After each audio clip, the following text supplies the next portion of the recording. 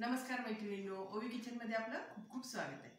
तर आज आपण बनवणार आहे बाप्पाच्या आवडीचे, अगदी खूप आवडीचे आणि सगळ्यांना खाता येण्यासारखे आणि खूप पौष्टिक असे पंचखाद्याचे लाडू।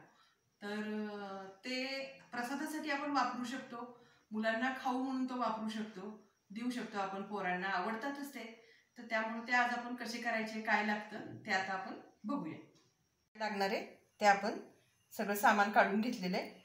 तर 2 वाट्या आपण खोबऱ्याच्या किसून घेतल्यात, अर्धी वाटी आपण तूप घेतलेलं आहे, चांगलं तूप घ्यायचं घरचं कडवलेलं, अर्धी वाटी कुटलेली खारीक आहे आपली, पाऊण वाटी आपला खजूर आहे, बिया काढून स्वच्छ करून घेतलेला आहे।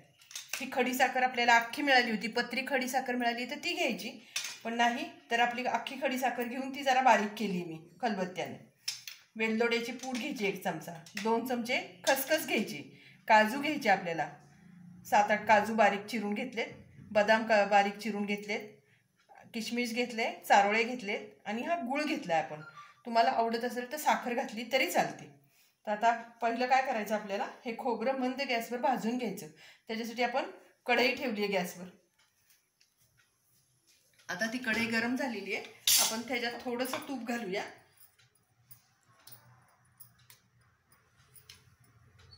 खोबरं भाजताना ॲक्च्युली नाही घातलं तूप तरी चालेल, खारीक भाजताना आपल्याला तूप घालावं लागेल। आता अगदी आपण थोडं नावाला घातलं, अगदी गुलाबी मंद गॅसवर भाजून घ्यायचं खोबरं गुलाबी होईपर्यंत।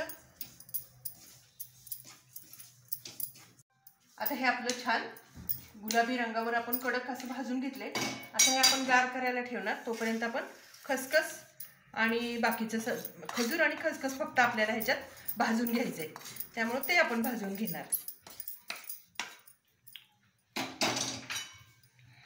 आता ही 2 चमचे खसखस आपण याच्यात भाजून घेणार आहे।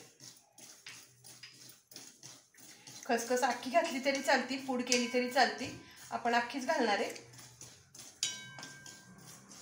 म्हणजे त्याचा वास एक वेगळा येत नाही। मग अख्खी घातली की दाताखाली आल्यावर छान लागते ती। तर आता हे आपण अशीच भाजून घेणार आहे 1-2च मिनिटं, आणि आता हे आपण लगेच काढणार आहे, कारण आपली कढई गरम आहे, त्यामुळं पटकन भाजल्या जाईल। आता आपण कढईमध्ये एक थोडंसं अर्धा चमचा तूप घालून घ्यायचं आणि त्याच्यावर हा बिया काढून घेतलेला खजूर भाजून घ्यायचा आपल्याला। हा थोडासा भाजून घ्यायचा, हा भाजून झाला की मग आपल्याला हा मिक्सरला जरासा थोडासा फिरवून घ्यायचा। मिक्सरला भाजला म्हणजे मग तो बारीक व्हायला चांगला मदत होती आपल्याला। अर्धी ते पाऊण वाटी आपण खजूर घेतलेला आहे। आता आपला खजूर 2 मिनिटं आपण भाजून घेतलाय, छान भाजून झालाय, पूर्ण मऊ झालाय खजूर। आता आपण गॅस बंद केलेला आहे, कढई गरम आहे त्यामुळे आपण तो नुसता हलवतोय। तर आता हे खोबरं पण आपलं छान गार झालेलं आहे, तर हाताने आपण हे असं चुरून घ्यायचं, एकदम बारीक छान चुरून घ्यायचं हाताने, मिक्सरवर फिरवायचं नाही, हाताने चुरून घ्यायचं छान।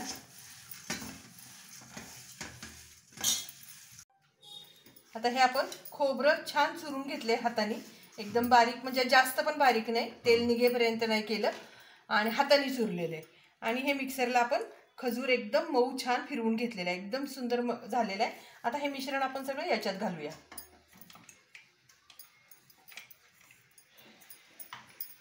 ही खारीक पण आपण ह्याच्यात घालायची, अर्धी वाटी।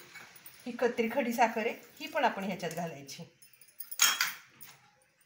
हा गुळ आहे, हा पण आपण छान बारीक करून घेतलेला आहे, एकदम खिसून घेतलेला आहे, त्यामुळं एक जीव झालाय तो। ही वेलदोड्याची पावडर आपण ह्याच्यात घालून घेऊया, काजू घालूया, बदाम घालूया, हे सगळं पौष्टिक असतं, चारोळे आणि किशमिश घातले आपण, हे इतकं पौष्टिक असतं, त्यामुळं हे खाल्लं तरी किती चवीला पण चांगलं आणि पौष्टिक पण ना, त्यामुळं हे लाडू घरात करून मुलांना ठेवले तरी चालतात। आता हे आपण छान मिक्स करून घेऊया छान। आता हे आपण सगळं छान मिक्स करून घेतलेलं आहे, कोमट तूप करायचं आणि ते याच्यामध्ये टाकायचं, आपल्याला किती लागल तसं टाकायचं, एकदम टाकायचं नाही, लाडू वळता आले पाहिजे तितपतच टाकायचं, नाहीतर ते लाडूतनं सुद्धा गळतं। मग हे आता छान मिक्स करून घेऊ आणि ह्याचे आपल्याला पेढ्या एवढे लाडू वळायचे। पेढा करतो आपण तसे लाडू वळायचे. तुम्ही मोदकही करू शकता, आकारही त्याला कुठलाही देऊ शकता. त्यामुळं आता हे आपले असे आपण छोटे छोटे त्याचे लाडू वळायचे आणि असे पेढ्याच इतपतच मोठे ठेवायचे, जास्त मोठे नाही करायचे, कारण प्रसादाचा एक खाल्ला तरी तो भरपूर होतो आणि इतके पौष्टिक आहेत. इतका छोटा लाडू खाल्ला तरी त्यातनं भरपूर तुम्हाला सत्व मिळतं. त्यामुळं हे खूपच छान होतात. तर असे आपले तयार आहेत. खपासून सुरू होणारे पंचखाद्याचे लाडू. खपासून सुरू होणारे म्हणजे खजूर, खारी, खोबरं, खसखस, खडीसाखर, त्यामुळे त्याला खपासून सुरू होणारे लाडू म्हणतात. तर तुम्ही पण हा व्हिडिओ पूर्ण बघा, लाईक करा, शेअर करा, सबस्क्राईब करा आणि ओवी किचन पाहत राहा. तोपर्यंत धन्यवाद.